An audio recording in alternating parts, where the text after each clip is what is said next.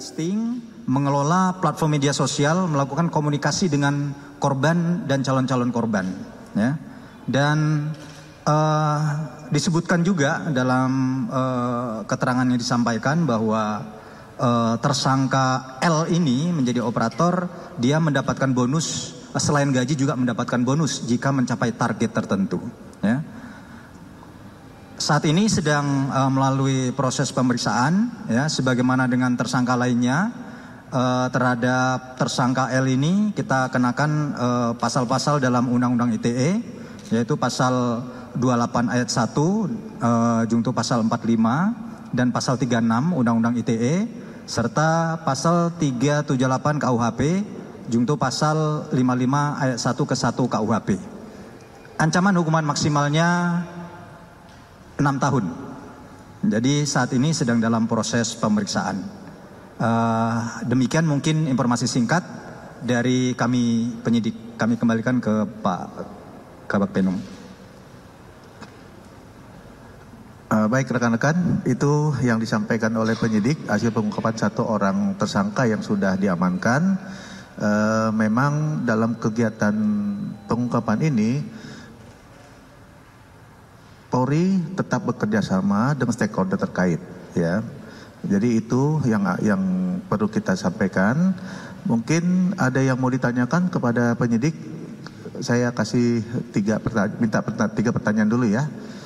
Yang silakan dari ujung dulu.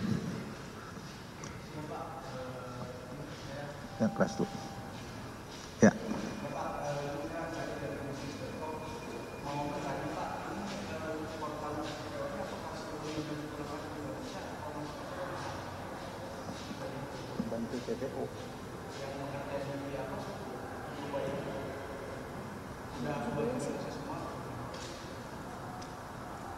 Korban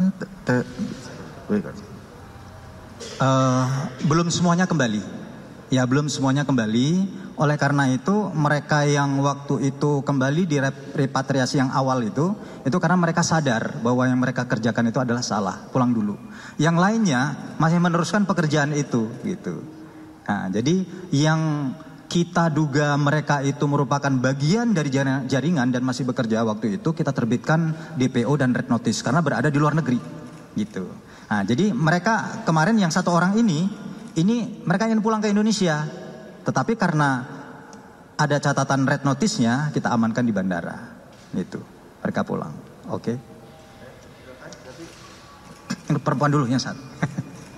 Pak, untuk yang tersangka L ini apakah sudah diketahui kenapa dia mau ke Jakarta? Itu kan tadi diketahui kalau misalnya dia mau melakukan perjalanan dari Dubai ke Jakarta, itu apa? Perjalanan apa? Terus untuk 17 korban TPPO, itu kan dia mempunyai kemampuan di bidang informatika. Apakah ada peluang bahwa mereka juga akan ditersangkakan karena mereka juga menjadi pelaku scammer begitu? Ulangi tadi, apakah ada apa tadi? Peluang untuk mereka ditersangkakan karena mereka juga menjadi pelaku scammer tadi sempat disebutkan. Tersangka L ini dalam rangka ingin pulang saja, ingin pulang kampung, ya, ingin pulang kampung. Adapun apakah mereka akan menjadi tersangka nanti akan kita lihat sejauh mana perannya, alat bukti yang lain yang kira-kira menguatkan, ya. Kalau memang nanti kuat alat bukti cukup, mereka menjadi tersangka, ya tidak menutup kemungkinan, ya, untuk menjadi tersangka. Oke, satu lagi ya. Ini aja tadi apa ya? Besok lagi ya.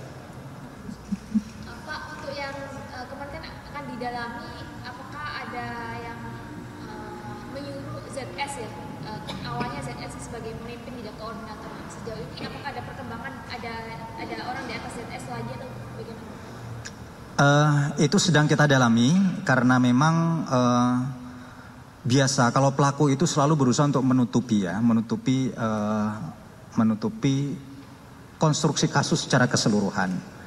Nah, oleh karena itu kami dari Direktorat Siber berusaha untuk mendalaminya. Kalau memang nanti itu sama mungkin pertanyaannya, kita mendapatkan indikasinya, tetapi ini dalam masih proses penyelidikan yang mendalam dari kami. Tentu kita belum mengungkapkan itu secara mendalam, dan nanti apabila sudah jelas kita tangkap pelakunya akan kita sampaikan kepada publik. Ya. Jadi tidak menutup kemungkinan, ya, karena sebagaimana kita sampaikan sebelumnya, ada korban dari negara lain, dari Thailand, dari China dan Indonesia. Tidak menutup kemungkinan mereka pelaku-pelaku akan ada pelaku-pelaku yang lainnya. Demikian. Oke. Yang terakhir satu ya. Oh ya, satu terakhir.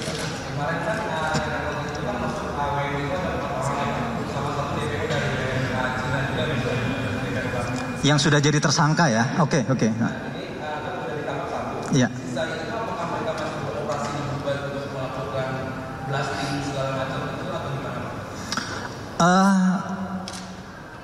Kita masih mendalami ya, apakah mereka masih beroperasi? Karena ketika kita melakukan upaya paksa terhadap salah satu tersangka SZ itu, bisa jadi akan berpengaruh ya terhadap kegiatan mereka di sana. Ya, kita akan melakukan terus koordinasi, termasuk dengan NCB Interpol, Jakarta dan Abu Dhabi. Demikian. Ya. Baik rekan-rekan, sebelum kita akhiri, dari perwakilan dari korban ada yang mau disampaikan kepada atau himbauan kepada masyarakat, ya mari kita dengarkan himbauan tersebut. Terima kasih, Pak.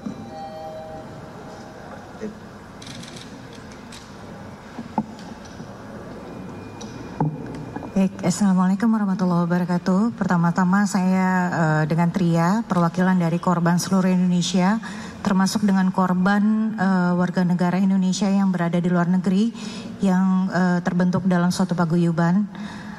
Saya mengucapkan terima kasih kepada Dit Cyber Mabes Polri, lalu saya juga mengucapkan terima kasih kepada Interpol yang telah bersungguh-sungguh untuk menangani kasus yang kami laporkan di bulan Agustus tahun 2023, di mana kasus ini juga ternyata sudah ada dari tahun-tahun sebelumnya gitu.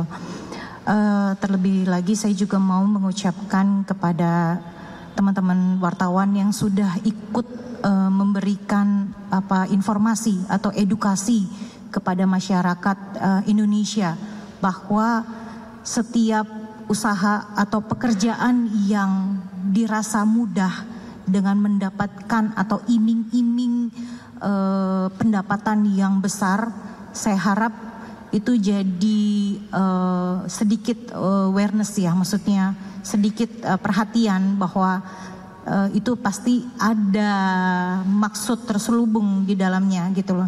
Di mana teman-teman korban yang tersebar di seluruh Indonesia, mungkin sebagian teman-teman wartawan sudah ada yang pernah meliput pergerakan kami, itu cukup banyak dan tersebar di seluruh Indonesia gitu.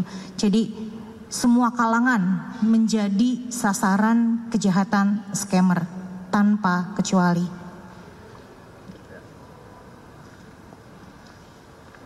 Ya baik rekan-rekan, demikian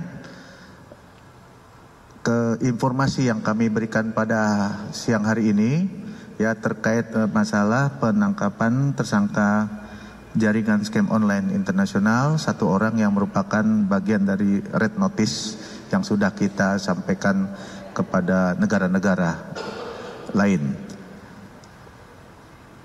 Kemudian yakinlah bahwa Polri berkomitmen untuk tetap tegas dalam segala upaya-upaya ya buat penegakan hukum agar masyarakat ya tentunya dalam menjalankan aktivitas itu akan merasa aman dan nyaman. Terima kasih atas perhatian rekan-rekan sekalian.